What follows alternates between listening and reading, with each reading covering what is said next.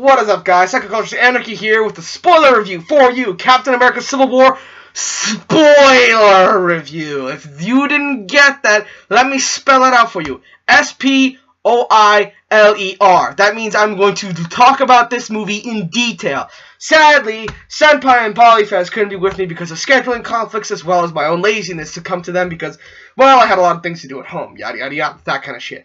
But anyways, guys, let's get down to it. You've had the weekend to see Captain America Civil War, so if you're watching this video right now and bitching about it, well, that's your fault, and I'll probably put a link in the description below for our non-spoiler review. So let's get down to it, guys. Captain America Civil War is going to be reviewed differently by this time, because I'm going to be listing down the best things that made this movie, not just a good comic book movie, but just a good movie in general. Let's start with our first point in general.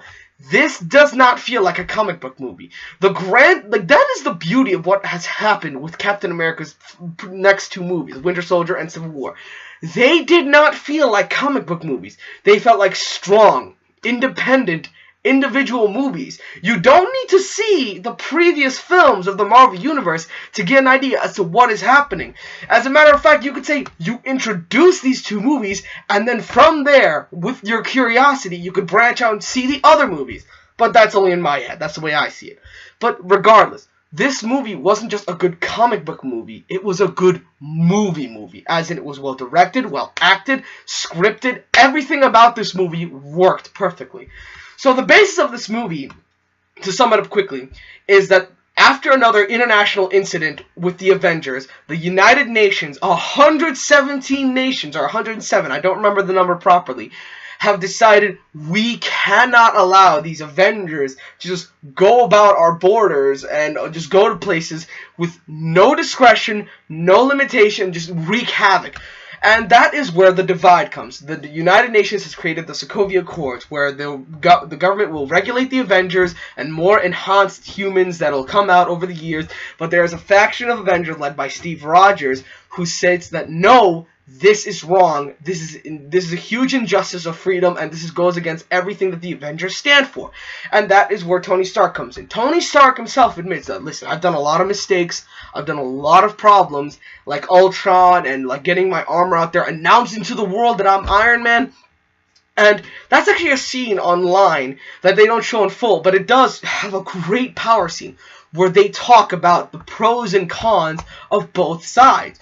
Where Tony talks about how he chose to shut down his weapons facilities, his manufacturing. He chose to do this because he saw the consequences. And Steve points out that you chose to do that, Tony. There wasn't any government official, no hidden agenda. You chose to do that because it was the right thing to do. You didn't ask anybody about this. You just knew in your heart, this is what has to be done. But that's changed for him. Tony has seen the destruction. He's caused, at one point, Ultron, the big destruction. That is something he doesn't want to happen anymore. And that's why he sides with the government, and you understand. But then you also understand Steve's point of view, where he says that we are the immediate response. If we are controlled by a government that's filled with people with different agendas, then sometimes we will not be able to get things done. What if we're sent somewhere where we don't want to be sent, or we are prevented from going somewhere where we have to be sent? It's these arguments that truly make this movie more than just a comic movie. This isn't a movie about hero versus hero. This is a movie about ideas, ideology. It's about security versus freedom. That is an age-old question, an age-old argument that's been going on for years now, decades, because it's something we all could agree with. Do we want to give up the sanctity of our freedom just to feel safe? Or do we have to just fully embrace freedom and all its chaos that could come with it, the good and the bad? And that is the brilliance of this movie. Anthony and Joe Russo blend this realistic idea together so seamlessly. Every single scene that I've seen in this movie does not feel wasted. I've seen this movie a couple times now, and the more I watch it, the more I love it, the more I appreciate it, the more I see what Anthony and Joe Russo were going for. I absolutely love that no scene was wasted. Every single scene held some very important significance to the plot, to everything in general. Now, let's get to some of the more important things. Chadwick Boseman as Black Panther. Oh my God. This movie, like, that's what I love about this movie. Another thing is that they introduce Black Panther so casually, so seamlessly, that you really don't need to get much of a backstory. Sure, more will be appreciated, but with what we had, it was amazing. They introduce him. He's the prince, the son of the king of Wakanda. And he comes from the country where the most recent international incident with the Avengers, like, happened. And he is in support of, like, maybe, he doesn't really truly support this, but he does believe, hey, maybe we should get some regulation. His father dies, forcing him to take up the Black Panther mantle, as well as the mantle of king of his country. That is, like, that's all you need to know, and he's just after Bucky Barnes. Chadwick Boseman as Black Panther is fucking incredible. The action, the suit, his agenda. That's what I love about him, is that even though he sides with Iron Man, he's not in it for Iron Man to control and regulate, you know, the heroes. He's just in it like, no, my agenda, I'm after Bucky Barnes. He assumes that Bucky Barnes has killed my father, he is my guy. I don't give a shit about the other sides, I'm just going for you. Like, in the airport scene, which we'll get to, like, when Tony Stark says, oh, I see Sam Wilson and Bucky Barnes, Black Panther immediately, like, Barnes is mine! That is awesome. He is focused, he is awesome, and he's also so smart, because at the very end with Zemo, he realizes, dude, I've been consumed by rage and revenge. I'm not going to let that happen to me, and he takes Zemo in rather than killing him. And now, moving on. Another obvious thing that made this movie spectacular, Spider-Man. Oh my fucking god, Tom Holland is Spider-Man. Granted, I will say this, we only saw about 30 to maybe 40 minutes pushing it of Spider-Man in the entire movie. But what I saw, I really felt like this is Spider-Man. This is the Spider-Man that I've always wanted to see. People say, oh, he's not interesting, he's boring. No, the reason why Spider-Man got so popular was because of the fact that he was a young adult. He was a teenager. He never had a mentor. He never had anybody train him. Spider-Man learned how to be a hero by just learning how to grow up, how to live life. That's what made him so complex and relatable. He had to face the world with nobody at his back, nobody helping him or teaching him. He had Aunt May always, and Uncle Ben's words, of great power comes great responsibility, but he was always just a kid on his own, learning on his own. And that is why I saw that. That is why I saw in Tom Holland's Spider-Man. My God, man, just beautiful performance. Just, oh my, he had some of the best scenes and lines. Just him, like, freaking out. Just like, don't tell Aunt May. Or, like, just stopping Tony Stark. Oh my God. And him just fucking kicking the shit out of Falcon and Winter Soldier. Just like one of the funniest lines when Falcon grabs him. And Spider-Man's like, you have the right to remain silent. I was dead laughing. This kid is just, it just shows that he is standing amongst heroes he supports. He's fighting them as well as fighting with them. I mean, when he sees Captain America, he's just like, hey, Captain, big fan, Spider-Man. He's like, dude, these are my heroes. I grew up watching them. It's crazy. And now he's amongst them? I mean, come on. Even for any teenager, you'd be like, holy shit, I'm standing amongst, like, my heroes. Like, that is insane. And just seeing him, like, fight, and, like, I think a lot of people, I hate this, they're saying, oh, he's like a mini Deadpool. No. This is my comic book side coming out. Shut the fuck up. As much as I love DP, Spider-Man was Deadpool before Deadpool was Deadpool. Spider-Man was the precursor to Deadpool. He was the funny guy. He was the guy who talked to the audience in a sense. Like the one part where Captain America threw his shield at Spider-Man. Spider-Man was like, that thing does not does not obey the laws of physics at all. I'm just like, yeah, you're right. That's what the audience thinks, and it's hysterical. And I love the small interaction with him and Captain America where he asks, where are you from, kid? He's like, oh, I'm from Queens. He's like, oh, you gotta be kidding me, Brooklyn. I'm just like, wow. And then there's also Ant-Man. Oh my God. Paul Rudd is Ant-Man. Everybody came to play, but everybody knows, oh my God, Paul Rudd is Ant-Man. Oh, or should I say, Ant-Man. Holy hell. When he just literally, I remember when I saw it with all the nerds, when I saw it the first time with all the nerds, when he says, I have an idea, I got something, a lot of us started looking, they're like, oh, is he gonna do it? Is he gonna do it? And when he went all Giant Man, people started cheering. They were just like, oh, Giant Man! And everyone was like, holy shit. And Tony Stark was like, okay, anybody on our side have any other miracle moves? please use them now. That was one of the most incredible scenes ever. The airport scene alone was awesome. Just seeing Falcon and Winter Soldier fight Spiderman, Tony fight Barton and Scarlet Witch. I love how Tony's like, hey Barton, hey man. It's so casual. This whole movie, man, I'm just jumping all over the place because it's really hard to pinpoint this, like, the truly golden scene of the entire movie.